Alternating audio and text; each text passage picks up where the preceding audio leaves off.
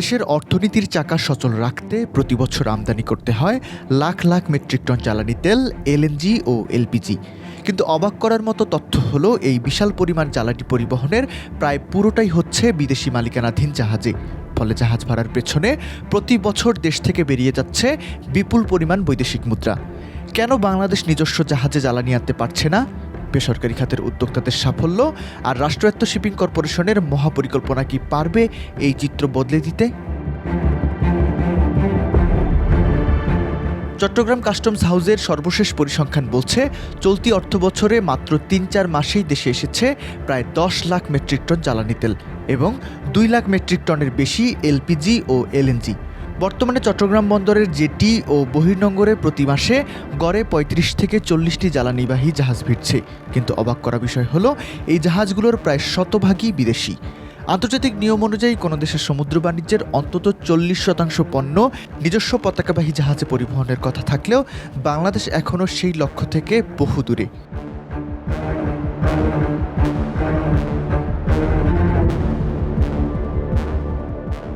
Shipping ব্যবসায়ীদের মতে, নিজস্ব জাহাজ না থাকায় বর্তমানে বড় ধরনের আর্থিক ও কৌশলগত ঝুঁকিতে রয়েছে দেশ।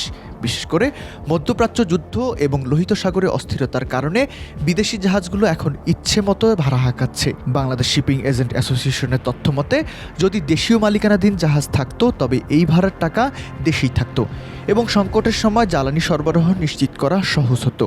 বর্তমানে বাংলাদেশ স্পট মার্কেট থেকে চড়া দামে তেল কিনলেও তা পরিবহনে পুরোপুরি বিদেশের উপর নির্ভর করতে হচ্ছে। তবে এই অন্ধকার কাটতে শুরু করেছে বেসরকারি খাতের হাত ধরে। যখন সরকারি প্রতিষ্ঠান বিএসসির বহর ছোট হয়ে আসছিল, তখন হাল ধরেছে দেশের বড় বড় শিল্প গ্রুপগুলো। বর্তমানে বাংলাদেশের পতাকাবাহী জাহাজের সংখ্যা ১০০ ছাড়িয়েছে।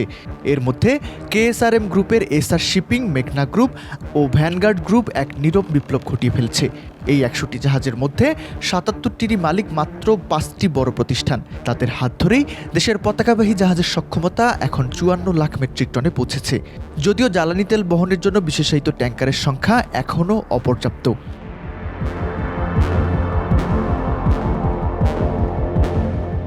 অন্যদিকে দীর্ঘদিনের স্থবিরতা কাটিয়ে ঘুরে দাঁড়িয়েছে রাষ্ট্রায়ত্ত প্রতিষ্ঠান বাংলাদেশ শিপিং কর্পোরেশন বা বিএসসি।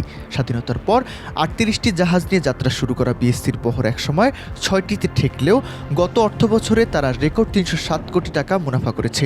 বিএসসি এখন নিয়েছে এক মেগা পরিকল্পনা। প্রায় ১০,০০০ কোটি টাকা ব্যয়ে আগামী ৫ বছরে ২২টি নতুন মাদার ভেসেল কেনার প্রক্রিয়া শুরু হয়েছে। এর মধ্যে থাকবে বড় বড় অয়েল ট্যাঙ্কার এবং বড় বাল্ক ক্যারিয়ার।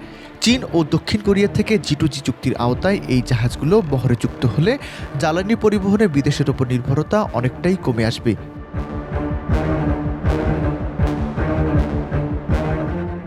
বর্তমানে বাংলার প্রগতি ও বাংলার নবযাত্রার মতো নতুন জাহাজ বিএসসির বহরে যুক্ত হওয়ার অপেক্ষায় আছে। বেসরকারি খাতের ১৫,০০০ কোটি টাকা আর সরকারি খাতের ১০,০০০ কোটি টাকার সমন্বিত বিনিয়োগ যদি সফল হয়, তবে সমুদ্র বাণিজ্যের সেই কাঙ্ক্ষিত ৪০% হিস্সা বুঝে নিতে পারবে বাংলাদেশ। নীল জলরাশি চিরে যখন লাল সবুজের পতাকাবাহী ট্যাঙ্কারগুলো জ্বালানি নিয়ে বন্দরে ভিড়বে, তখন নিশ্চিত হবে দেশের প্রকৃত জ্বালানি সার্বভৌমত্ব।